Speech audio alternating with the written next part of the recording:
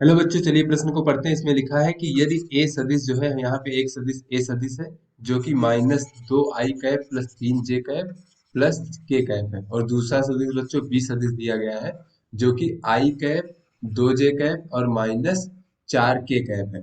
तो कहा जा रहा है कि ए सदिश और बी सदिश के बीच का कोण ज्ञात कीजिए। तो चलिए बच्चों, सबसे पहले इस प्रश्न की मूल अवधारणा देख लेते हैं और देखते हैं कि दो सदिशों के बीच में कोण कैसे ज्ञात करते हैं बच्चों।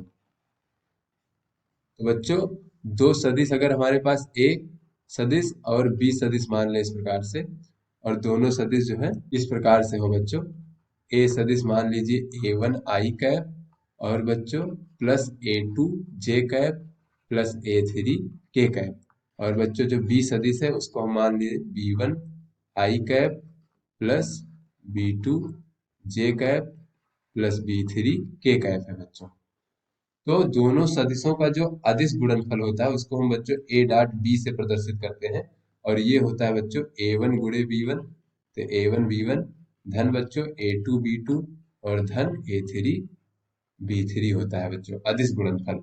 और बच्चों अदिश गुणनफल को इस प्रकार से भी लिख सकते हैं, ए डॉट बी बराबर ए सदिश का परिमाण और बी सदिश का परिमाण का गुणा, और साथ में बच्चों कास थीटा। थीटा जो होता है बच्चों दोनों सदिशों के बीच में बनने वाला कोण होता है। तो यहाँ से बच्चों हम कास थीटा बराबर लिख सकते हैं ए डॉट बी भागे ए सदिश का परिमाण और बी सदिश का परिमाण। तो बच्चों किसी भी सदिश का परिमाण किस प्रकार से ज्ञात करते हैं वो देख लेते हैं बच्चों। तो जैसे ए सदिश का परिमाण ज्ञात करना हो तो ये हो जाएगा वर्गमूल A1 का वर्ग धन A2 का वर्ग धन A3 का वर्ग। इसी प्रकार से बच्चों बी सदिश का परिमाण जो है वो भी इसी प्रकार से निकल आएगा, वर्गमूल B1 का वर्ग धन B2 का वर्ग और धन B3 का वर्ग। तो चलिए बच्चों, अब हम अपने प्रश्न को हल करते हैं। तो बच्चों यहाँ पर हमें दो सदिश दिया गया है, दोनों सदिशों को लिख लेते हैं बच्चों। तो ए सदिश हमें दिया गया है -2i cap plus 3j cap plus k cap. तो बच्चों ये हो जाएगा -2i cap plus 3j cap और प्लस k कैप। और इसी प्रकार से बच्चों हमें बी सदिश दिया गया है। तो बी सदिश दिया गया है i cap plus 2j cap और -4k कैप। बच्चों ये हो जाएगा i cap plus 2j cap और -4k कैप। तो चलिए बच्चों दोनों सदिशों का परिमाण निकाल लेते हैं। बच्चों ए सदिश का परिमाण हो जाएगा हमारा -2 का वर्ग धन 3 का वर्ग और धन 1 का वर्ग। इसी प्रकार से बच्चों अगर हम बी सदिश का परिमाण लिखें तो ये इस प्रकार से लिखा जा सकता है 1 का वर्ग धन 2 का वर्ग और धन ये -4 का वर्ग।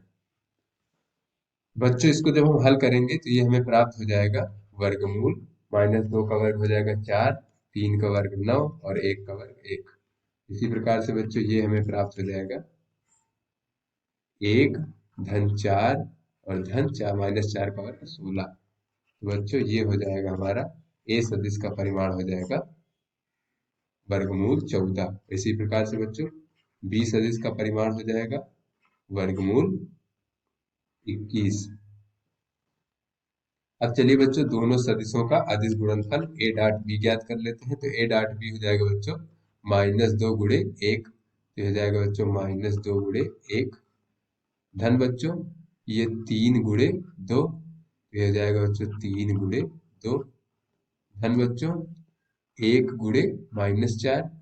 1 गुणे -4 इस प्रकार से। तो बच्चों इसको हल करेंगे तो ये हो जाएगा -2 धन बच्चों 3 दूनी 6 और ये हो जाएगा बच्चों -4।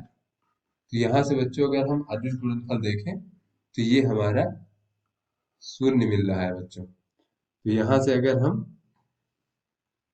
कास थीटा बराबर देखें दोनों के बीच में कोण, तो कास थीटा बराबर जैसा कि हमने मूल अवधारणा में देखा, ये कास थीटा बराबर दोनों का अदिश गुणनफल भागे दोनों का परिमाण का गुणनफल। तो बच्चों ये होता है ए डॉट बी भागे ए डॉट बी। तो यहाँ से बच्चों अगर हम अदिश गुणनफल देखें तो अदिश गुणनफल का मान शून्य है, तो ये लिख लेंगे शून्य। और आगे बच्चों ये दोनों का परिमाण जो है ये वर्गमूल 14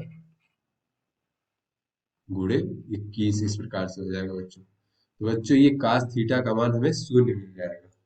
बच्चों हमें पता है कि कास थीटा का मान जो है शून्य तब होता है, शून्य जो होता है वो कास 90 डिग्री का मान होता है। तो यहाँ से बच्चों अगर तुलना करें तो थीटा बराबर 90 डिग्री पता चल जाएगा। यानी कि बच्चों दोनों सदिशों के बीच जो कोण है वो 90 डिग्री है। तो आशा करते हैं ये आपको समझ में आ गया होगा। धन्यवाद।